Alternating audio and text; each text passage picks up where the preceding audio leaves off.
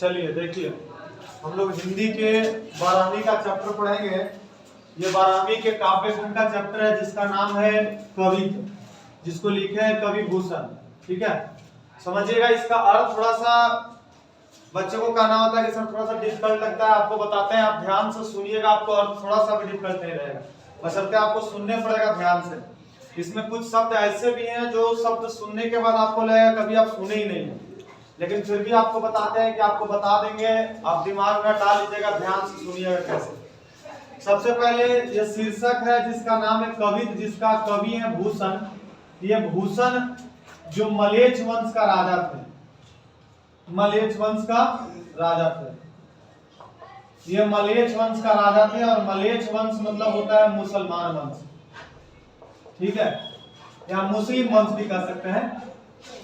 अब सुनिए, ये जो मुस्लिम वंश पे जो लिखी गई है जो कविता, मलेच्छ वंश जो भूषण कविता जो लिखी है, इनका कहना है कि इन्होंने जो पहला कविता जो लिखा है, पहला पद जो लिखा है, जो भूषण, ये जो भूषण ने जो पहला कविता लिखे हैं, ये दो पद लिखे हैं, एक ये फर्स्ट और एक ये सेकंड हो गया। ये जो पहला पद लिखे हैं, इस पद में छत्रपति शिवाजी की विशेषता को बताया है, मतलब वो शिवाजी कैसे थे, और इस पद में उन्होंने बताया है उनकी करवाल को। करवाल मतलब होता है तलवार। पूछेगा करवाल का अर्थ क्या होता है तो बताइएगा तलवार। तो इन्होंने दो पद लिखा, एक पद में शिवाजी की विशेषता बताया है, कौन बताया है, भूषण, और दूसरा पद में बताया है करवाल यानी तलवार की विशेषता बताया है। मुसलमान वंश के ये जो शिवाजी थे उनकी तलवार कैसी थी और वो कैसे चलती थी, क्या होती थी, वो समझेंगे। पहले इनकी विशेषता, शिवाजी कैसे थे, इनके बारे में पढ़ेंगे। ठीक है, सुनिएगा क्या कहता है। कहता है पहला पद में लिखा गया, जो किताब में आपका लिखा गया पद हम उसे बोर्ड पर लिख दिया ताकि आपको समझने में आसानी होगा। लिखा गया इंद्र जिमी जम्भ पर बाढ़ो ज्यो अम्भ पर। कहता है इंद्र मतलब आप जानते होंगे इंद्र देवता, और जिमी मतलब होता है, यहाँ पे जिमी का अर्थ लिखा गया यम, यमराज। कहता है कि जिस प्रकार इंद्र देवता यमराज पे भारी पड़ गए थे, जिस प्रकार इंद्र देवता यम पे भारी पड़ गए, बाढ़ो मतलब होता है समुद्र की आग। जिस प्रकार इंद्र देवता यम पे भारी पड़ गए, जिस प्रकार समुद्र की आग, अम्भ मतलब होता है पानी, समुद्र की आग पानी पर भारी पड़ जाता है, समुद्र के पानी पर भारी पड़ जाता है। रावण सदम्भ पर रघुकुल राज है, उसी प्रकार सदम्भ मन होता है अहंकारी, उसी प्रकार रावण जो महाप्रतापी राजा था, उस राजा पे भारी पड़ गए रघुकुल राज है। वह रावण जो एकदम अहंकारी था, ज्ञानी था, विद्वान था, सब था, लेकिन इस पर भी भारी पड़ गए रघुकुल राज। मतलब रघुकुल कहने का मतलब राम का राज है। कहां कहां, फिर से सुनिएगा। जिस प्रकार इंद्र पर भारी पड़ गए यम देवता पर भारी पड़ गए इंद्र, उसी प्रकार भारी पड़ गया पानी पर समुद्र की आग, उसी प्रकार भारी पड़ गए रावण पर।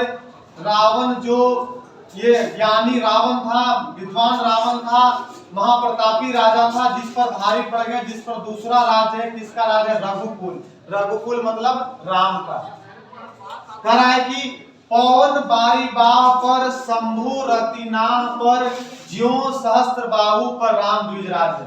फिर से समझेंगे, इसके बारे में पहले समझ लेते हैं तब ये समझिएगा। कहता है इंद्र जिमी जम्भ पर बाढ़ो ज्यो अम्भ पर, मतलब कहता है कि जिस प्रकार यम पर इंद्र देवता भारी पड़ गए, उसी प्रकार समुद्र की आग पानी पर भारी पड़ जाता है, या पानी समुद्र की आग पर भारी पड़ जाता है। जिस प्रकार प्रतापी राजा रावण पर भारी पड़ गए थे रघुकुल मतलब राम, जिस प्रकार राम का राज है रघुकुल पर। कहता है पवन बारी बाह पर शंभु रतिना पर ज्यो सहस्त्र बाहु पर राम द्विजराज। पवन बारी बाह पर मतलब इसका अर्थ कहता है कि जिस प्रकार पवन मतलब होता है हवा, पवन मतलब कौन मतलब होता है, यहाँ से पवन कहते हैं, पवन मतलब होता है हवा, बारीबाह मतलब होता है बादल। कह रहा है कि जिस प्रकार हवा बादल पे भारी पड़ जाता है, उसी प्रकार शिव शंभु माने शंकर भगवान भारी पड़ गए थे रतिनाह पर। रतिनाह मतलब होता है, नाम मतलब होता है पति, रति के पति। रति के पति कौन, तो रति के पति यहाँ पे कामधेनु कहा गया है कि जिस प्रकार हवा भारी पड़ जाता है बादल पर, उसी प्रकार शिव शंभु भारी पड़ गए थे रति के पति पर। जो सहस्त्र बाहु पर राम विराज है, उसी प्रकार 1000 बाहों वाला एक राक्षस भी था, राजा भी था, जिस पर परशुराम ने राज किया था। राम का दूसरा राज्य है। मतलब जैसे हवा का राज बादल पर चलता है, जिस प्रकार शंभु का राज रति के पति पर चला, उसी प्रकार राज सहस्त्रबाहु पर राम का चला है। अब कह रहा है दावा द्रुम दंड पर, चीता मृग झुंड पर, भूषण वितुंड पर जैसे मृगराज है। कह रहा है कि जिस प्रकार दवा मतलब यहाँ पे लिखा गया है आग, जिस प्रकार आग भारी पड़ जाता है जंगल के पेड़ पौधे पर, उसी प्रकार चीता भारी पड़ जाते हैं, ये मृग मतलब होता है हिरण के झुंडों पर, उसी प्रकार भारी पड़ जाते हैं 1000 हाथियों, भूषण वितुंड मतलब हाथियों के झुंड पर जैसे मृग राज है। मतलब मृग का राजा कौन होता है? शेर, जिसको हम सिंह भी कह सकते हैं। मतलब कहने का मकसद है कि जैसे आग भारी पड़ गया था जंगल के पेड़ पौधे पर, उसी प्रकार चीता भारी पड़ जाते हैं मृग के झुंडों पर, उसी प्रकार 1000 हाथियों या हाथियों के झुंड पर भारी पड़ जाता है मृग का राजा मतलब शेर या सिंह।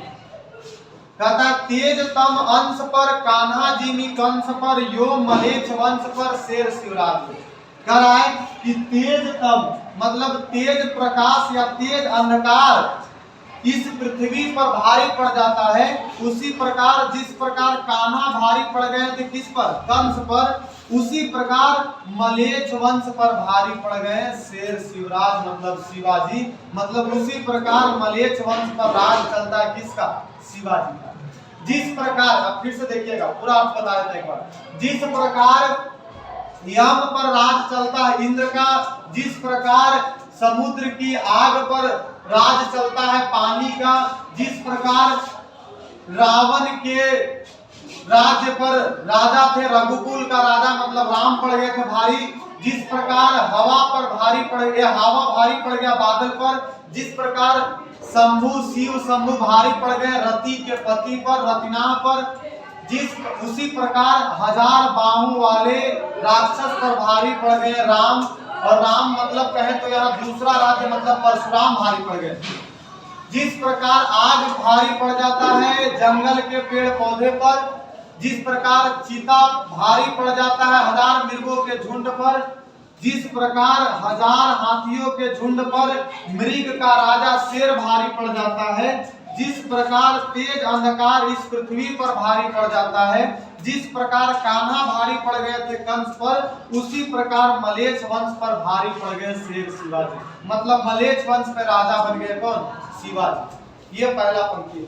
ये शिवाजी के बारे में विशेषता की गई है। और शिवाजी के बारे में यहाँ पे कई उदाहरण लिया गया, मतलब इंद्र के रूप में लिया गया है, बाणों के रूप में लिया गया है, रघुकुल के रूप में लिया गया है, पवन के रूप में लिया गया है, शंभु के रूप में लिया गया है, द्विजराज के रूप में लिया गया है, दावा पे लिया गया है, चीता पर लिया गया है, भूषण पर लिया गया है, मृगराज पर लिया गया है, तेजतम पे लिया गया है और मलेच्छ वंश पे। मतलब क्वेश्चन पूछेगा कि मलेच्छ वंश पर शिवाजी का राज्य था, इसके उदाहरण में और कौन कौन सी बातें बताई गई थी लिखिएगा। जिस प्रकार इंद्र भारी पड़ गए थे सब बातें बता दीजिएगा, ठीक है। ये हुआ शिवराज मतलब शिवाजी के बारे में। ये किस प्रकार मलेच्छ वंश पे भारी पड़े तो उसके बारे में। अब इनकी तलवार करवाल के बारे में लिखा गया। क्या लिखा गया सुनिएगा। कह रहा है निकसत मयान ते मयूख प्रलय भानु कैसी। जब इनकी तलवार मयान से निकलती थी तो कब पर ये इतना प्रलय होता था, इतना प्रलयकारी होता था कि फारे तम तोम से गयंदन को जाल के। मतलब अपनी तेज धारा से हाथी जैसे शरीर वाले, मतलब अपने दुश्मन को इस तेज धार से ऐसे काटती थी। और कह रहा है लागती लपकी कंठन बैरिन के नागिन से। जब वो निकलती थी तो लपकती थी तो ऐसा लपकती थी जैसा मानो नागिन लपक रही है। मतलब लपकती ऐसा थी कैसा? नागिन जैसा लपकती थी। और उसका प्रतीत होता था कंठन बैरिंग के, मतलब कहता था दूसरे को ऐसा प्रतीत होता था, बैरिंग मतलब होता दूसरा, दूसरे को ऐसा प्रतीत होता था कि जब वो निकलता था तो लपकता था तो ऐसा लपकता था जैसे नागिन लपकती है। और कहा रुद्राही रिझावे दे दे मुंडन की माल को। और जब वो लोगों के बीच जाता था तो रुद्र के, रुद्र मतलब कहते हैं शिव, रुद्र यहाँ पे लिया गया शब्द के रूप में रुद्र लिया गया है। जिस रुद्र के बारे में बताया गया, रुद्र कहते हैं शिव को। जब शिव क्रोध मतलब शिव के बारे में कहा गया है कि जब वो लपकती थी तो ऐसे नागिन जैसा लपकती थी कि लोगों को रिझाकर रुलाकर मुड़ी की माला पहनाता था शिव को। कौन? शिवाजी की तलवार। कहता है लाल क्षितिपाल छत्रसाल महाबहुबाली। ये मतलब ये सब बातें जो लिखी गई है, लाल मतलब होता है बेटा, क्षितिपाल मतलब होता है इस धरती का बेटा। मतलब ये जो जितनी बातें तीन लिखी गई है सब शिवाजी का नाम लिखा गया कि लाल क्षितिपाल महाबाहुबली मतलब बहुत बलशाली। कहां लय बखान करे तेरी करवाल को, कहां मैं तुम्हारी तलवार की बखान करूं। प्रतिभत कटक कटील तेत काटी काटी, मतलब कहता है कि दुश्मन और कटीले और समूह को काट काट के कालिका मतलब काली के मुंह में काल रूपी कलेव देता था। कौन देता था?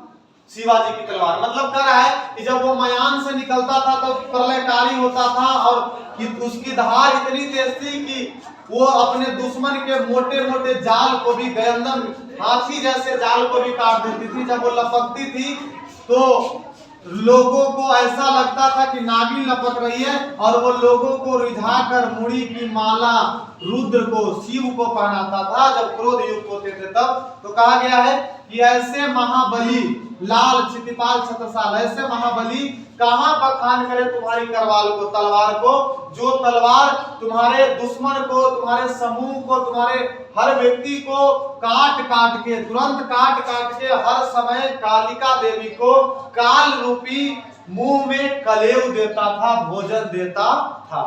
ये हुआ आपका भूषण का लिखा हुआ कवित्व का पद का अर्थ। अगर आपको इसमें नहीं समझ में आया तो आप बताइएगा कि नहीं समझ में आया, फिर से बताएंगे। और इसमें अगर जो दिक्कत रहेगा आप कमेंट बता सकते हैं। और बाकी तो बात इसमें का क्वेश्चन आंसर अगर रहेगा तो आपको 100% बताते हैं कि वीडियो देखने के बाद अगर आप बनाइएगा तो 100% बनेगा, एक भी नहीं छूटेगा। ठीक है, बाकी अगला चैप्टर अगले पार्ट में पढ़ेंगे, अगले वीडियो में पढ़ेंगे और इसको आप कर लीजिएगा ताकि आपका काम दे।